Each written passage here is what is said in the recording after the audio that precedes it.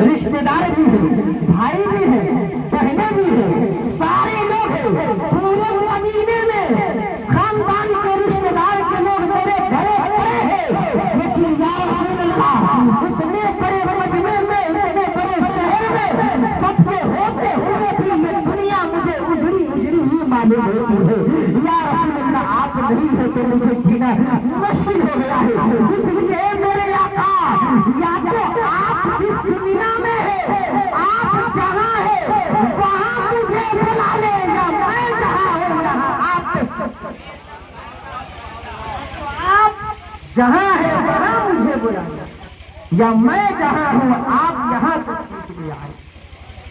देखे मोहम्मद अल्लाह के रसूल नबी करीम सल्लल्लाहु अलैहि वसल्लम से उस आसमान ने जैसे ही आवाज लगाई है, या रसूल अल्लाह, या तो आप मेरे पास आ जाए या आप अपने पास मुझे बुला ले।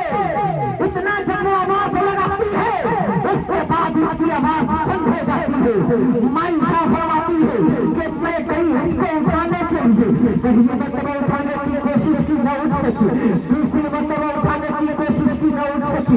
तीसरी मरतबा जैसे ही मैंने उसको उठाना चाहा तो उसको उठाती मैं खुद ही बैठ गई और मैं हैरत ज़दा हो गई।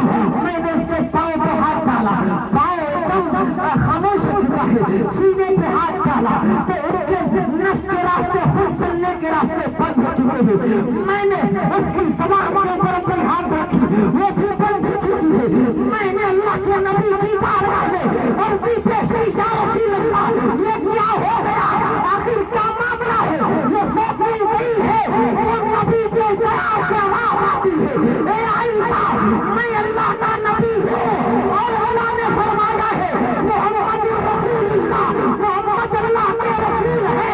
और अगर जब मैं हूँ तो जब भी मेरी बंदी या मेरा बंदा जिस मकसद के लिए मुझे पुकारेगा मैं उसकी मदद के लिए आ जाया करूँगा। उसकी इच्छा थी कि या तो मैं उसके पास आ जाऊँ या वो मेरे पास आ जाए। परवरदिगार ने उसकी इच्छा को पूरी की है और अपने फरिश्ते इस्राईल ने उसकी रूह को तो मेरी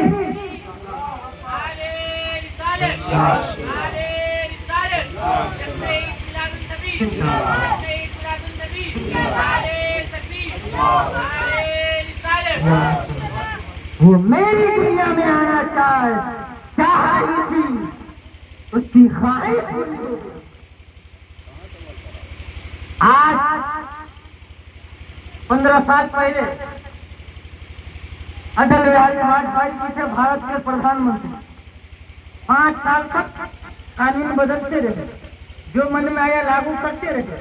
वो गए, उनका कानून अलग, फिर कांग्रेस आई, वो अपना शासन चलाया, वो अपना कानून चलाया, अपने तरफ से सरकार चलाई, फिर वो चले गए, मोदी जी आ गए। ये है जब तक है चलाएंगे। अब क्या कहते हैं, अटल बिहारी वाजपेयी जी प्रधानमंत्री थे, मनमोहन सिंह जी प्रधानमंत्री थे, मोदी जी प्रधानमंत्री है, लेकिन फिर कल को नहीं रही।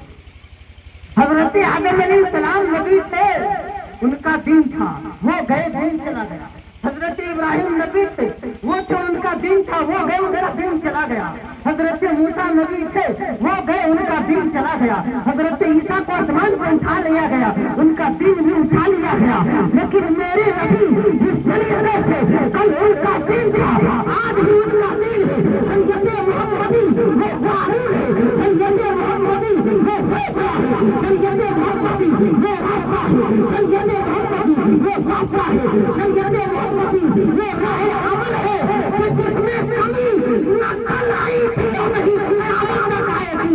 क्योंकि नबी मेरे नबी थे और क़यामत तक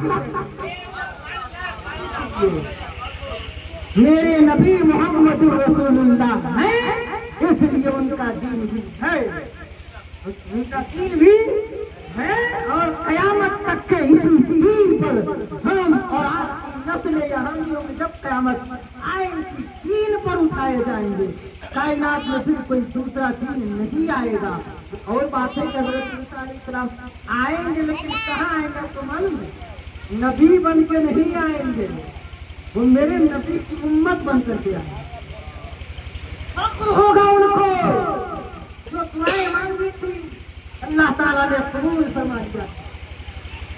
दुआ थी हज़रत मूसा की भी, या रसूल अल्लाह मैं तेरे हबीब की उम्मत में। दुआ थी हज़रत ईसा की, कबूल हो गई। जब आएंगे फिर क़यामत तो मेरे नबी की उम्मती बन करके आएंगे और यही शरीयत की तबलीग करेंगे जिस पर आज हम और आप अमल करके अल्लाह की बारगाह में कुर्ब हासिल करेंगे। नया दीन नहीं आएंगे, मोहम्मद है।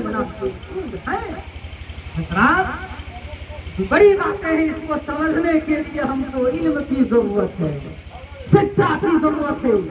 हमारी किताब कुरान कहती है कि कुरान सबसे पहली